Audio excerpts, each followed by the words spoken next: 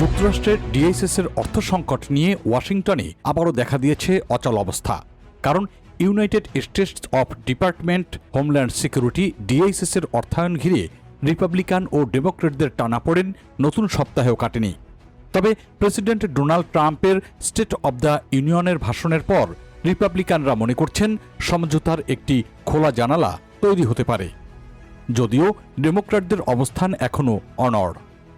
এদিকে গত 2 সপ্তাহ ধরে ডেমোক্র্যাট নেতৃত্বাধীন সিনেট সংখ্যালঘু দলের প্রধান চাক শুমারের টিম ও হোয়াইট হাউসের মধ্যে আলোচনা চলছে।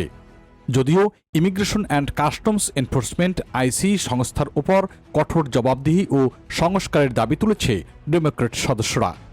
তাদের প্রস্তাবের মধ্যে রয়েছে মাঠ পর্যায়ে থাকা কর্মকর্তাদের পরিচয় গোপন না রাখা, স্থানীয় আইনশৃঙ্খলা বাহিনীর মতো আচরণবিধি মানা এবং গ্রেপ্তার প্রক্রিয়ায় ওয়ারেন্টের নিয়ম কঠোর করা। এদিকে রিপাবলিকানরা বলছেন ডেমোক্রেটদের এসব দাবি ইমিগ্রেশন আইন কার্যত বন্ধ করার শর্ত। হোয়াইট হাউসের deputy chief of staff James Blair বলেছেন, ডিএইচএস বন্ধ করে দিয়ে ইমিগ্রেশন আইন প্রয়োগ বন্ধ করার দাবি আমরা মানব না। তাই শুক্রবার ডিএইচএস কর্মীদের প্রথম দফা বেতন বন্ধ হতে পারে। এটিকে চাপ তৈরির বড় উপাদান হিসেবে দেখছেন রিপাবলিকানরা। একজন সিনেট রিপাবলিকান বলেছেন, মানুষ কাজ করবে কিন্তু বেতন পাবে না, তখন বিষয়টি বাস্তব ও সহানুভূতিপূর্ণ হয়ে উঠবে। এর মধ্যেও ডিএইচএস-এর প্রায় 90% কর্মী অত্যাবশ্যক হিসেবে কাজ চালিয়ে যাচ্ছেন, কিন্তু তারা বেতন পাচ্ছেন না। আর এতে প্রভাব পড়েছে Federal Emergency Management Agency FEMA, Transportation Security Administration TSA, Secret Service এবং কোস্টগার্ডের উপর। এদিকে সপ্তাহ শেষে ডিএইচএস ঘোষণা দিয়েছে যে শাটডাউনের কারণে গ্লোবাল এন্ট্রি কর্মসূচি সাময়িকভাবে বন্ধ থাকবে। পরে টিএসএ প্রি চেক স্থগিতের সিদ্ধান্ত প্রত্যাহার করা হয়।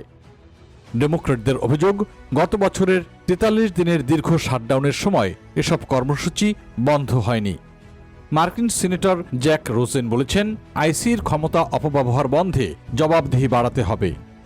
মার্কিন সিনেটর জ্যাকি রোজেন বলেছেন, আইসির ক্ষমতা অপব্যবহার বন্ধে জবাবদিহি বাড়াতে হবে, নইলে ডিএইচএস বন্ধ রাখার দায় নিতে হবে রিপাবলিকানদের। অন্যদিকে রিপাবলিকান ঘাঁটিতে এখন বেশি আলোচনা হচ্ছে সেভ দ্য আমেরিকা অ্যাক্ট নামের ভোটার আইন নিয়ে। ফলে ডিএইচএস শাটডাউন ইস্যুতে তৃণমূল পর্যায়ে তেমন কোনো চাপই নেই। তবে অভিবাসন নীতি নিয়ে জনমত বিভক্ত রয়েছে। সাম্প্রতিক জরিপে দেখা গেছে কঠোর অভিবাসন পদক্ষেপ নিয়ে জনসমর্থন আগের তুলনায় অনেক কমেছে।